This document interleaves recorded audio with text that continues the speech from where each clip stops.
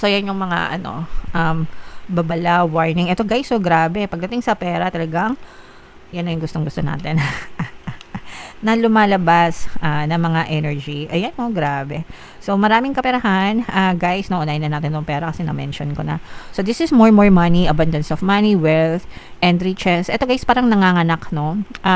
Hindi naman sa nanganganak, pero parang nanganganak ng pera, yung kasipagan nyo, no? Yung kasipagan nyo, bawat effort nyo, bawat kilos nyo, guys, may kapalit na pera, may kapalit.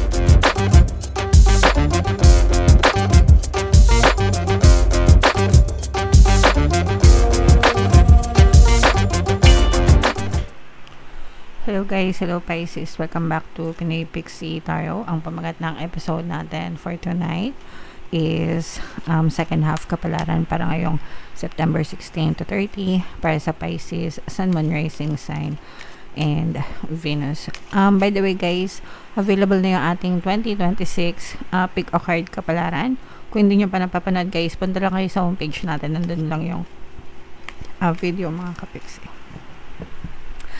So, unahin natin to guys, tingnan natin yung mga mensahe para sa inyo. For some of you guys, kung meron kayong mga kontrata na nilalakad, mga papeles, dokumento, maaaring nagkakaroon ng konting delay, mga kapiksi, delay sa approval, delay sa pirmahan, mga kapiksi.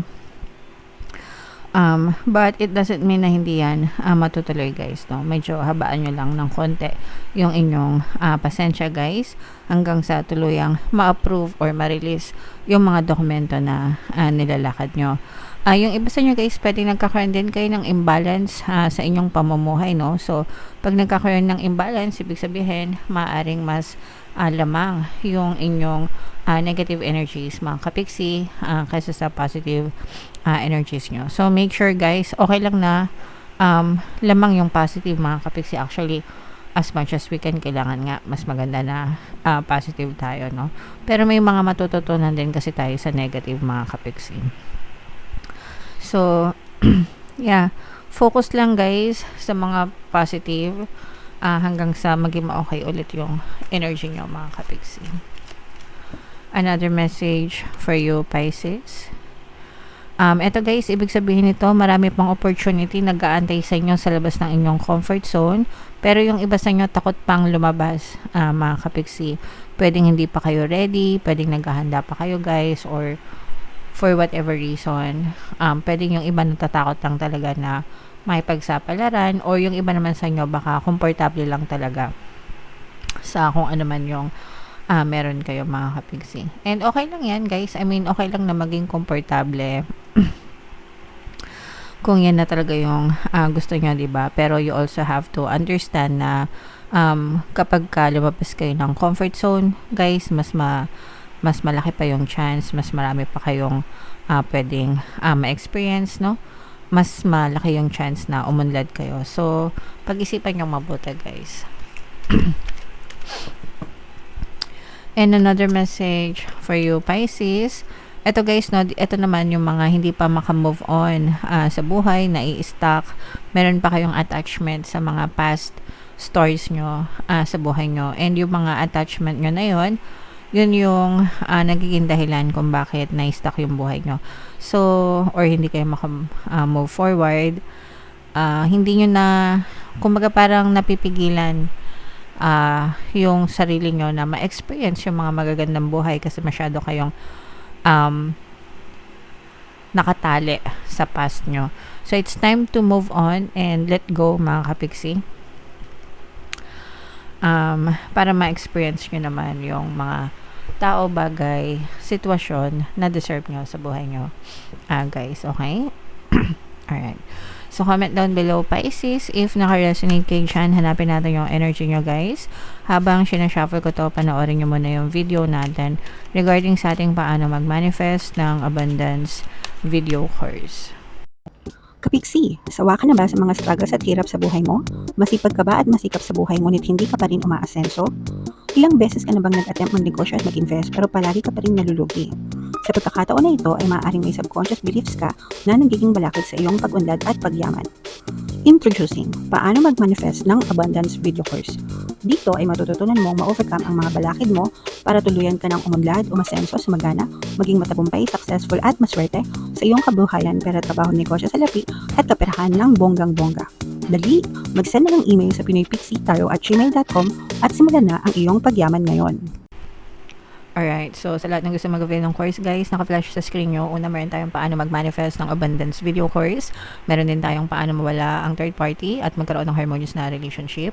And meron din tayong paano pabalikin si ex-revice breakup. Sa mga interesado guys, mag-send lang kayo ng email sa pinoypixie@gmail.com. So, Pisces guys, kayo ay represent ng King of Cups sa ating spread. Latag natin yung spread nyo mga kapixie. And sa mga naghahanap guys ng mga pampaswerte na lucky charms or lucky bracelet, may mga items na may kita kayo sa description box itong video at saka sa comment section. Check out nyo na mga kapixie. Ito yung mga sample. Ito yung Aventurine guys. Ito naman yung Citrine. Check out na guys. Wow. So, tingnan lang natin mga kapixie, no? So, this is more on positive actually, guys. So, this is more on positive energy, mga kapixie. Although, meron tayong konting negative, guys. Yung, unahin natin yung negative, mga kapixie. For some of you, guys, ito'y, babala na mag-ingat kayo sa mga taong pinagkakatiwalaan nyo, especially sa pera or sa pagpapahiram ng pera mga kapixie, kasi maaari kayong matakbuhan, maaring masira yung relasyon nyo mga kapixie, lalo na kung kakilala. Let's say for example, kakilala nyo yung nangungutang sa inyo, nanghiram sa inyo ng pera, maaari kayong matakbuhan mga kapixie, hindi kayo, or maaring hindi kayo mabayaran.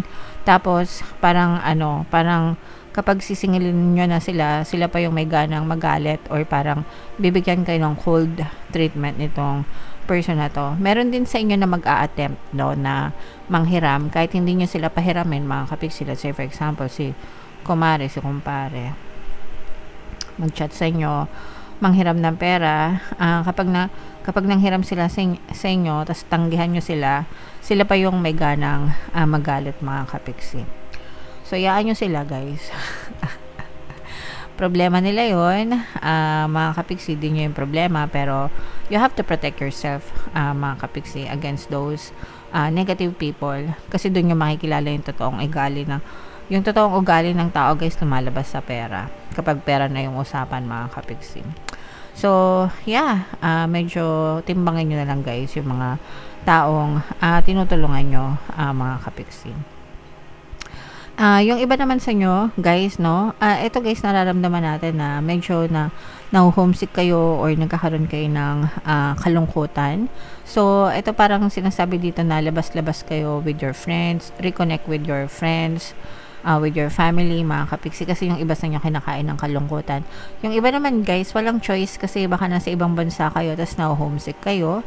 Pero you can still in touch with your family and friends kasi 'di ba meron ng mga video call ngayon, mas madali nang mag-text, tumawag, video conference, 'di ba? Pero minsan hindi pa rin sapat, no, iba pa rin talaga pag personal. So, wag kayo masyadong malungkot mga kapixie and try to connect as much as you can sa mga taong mahal nyo, 'di ba? And ito naman guys, ito guys, nakikita natin na parang madudugtungan. It's either madudugtungan or magkakaroon kayo ng second chance in love pagdating sa inyong relationship mga kapixie. And ito kasi guys, ang nakikita natin dito is parang nagkakaroon kayo ng konting problema in terms of commitment, no? Commitment, parang feeling mo yung person mo hindi siya masyadong committed sa'yo. Yung iba pwedeng unrequited, no? Or situationship, walang label, mga MU. Mga Gen Z ngayon, ang term nila guys, situationship, no? Nung panahon natin, mga MU lang. Walang label, ganyan. Makikita mo talaga yung generation gap. Pero yun nga, no? Parang walang masyadong label, hindi committed. Parang hindi committed itong person mo. Pero parang mabibigyan kayo ng another chance in love, mga kapixie. And doon nyo na marirealize kung ready to commit na ba kayo parehas or yung person mo para madugtungan yung inyong love story. So, kung gusto nyo masaktan, sige, go lang. Makipagrelasyon kayo. Kung walang label, bahala kayo. Pero kailangan ready kayo sa mga consequence kasi pag walang label, no? Huwag kayong mag-inarte, huwag kayong mag-emo-emo. Kahit itanong nyo pa yan kay ChatGPT, sasabihin niya sa'yo wala kayong karapatan kasi wala kayong label, okay? So, bahala kayo guys kung gusto niyo masaktan, ituloy niyo lang yung mga situationship na yan.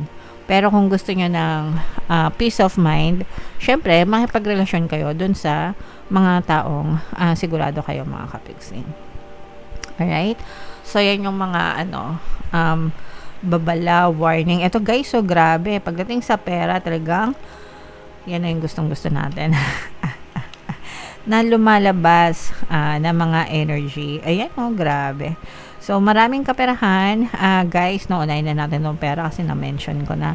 So, this is more money, abundance of money, wealth, and riches. Ito guys, parang nanganganak, no?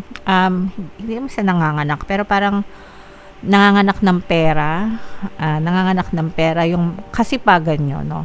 Yung kasipagan nyo, bawat effort nyo, bawat kilos nyo, guys, may kapalit na pera, may kapalit na blessing na dumadating sa inyo. Kaya, yun na lang yung iisipin nyo mga kapigsi sa tuwing nagtatrabaho kayo, sa tuwing kumikilos kayo, no? Meron yan kapalit na blessing from the universe, guys. So, sipagan nyo pa.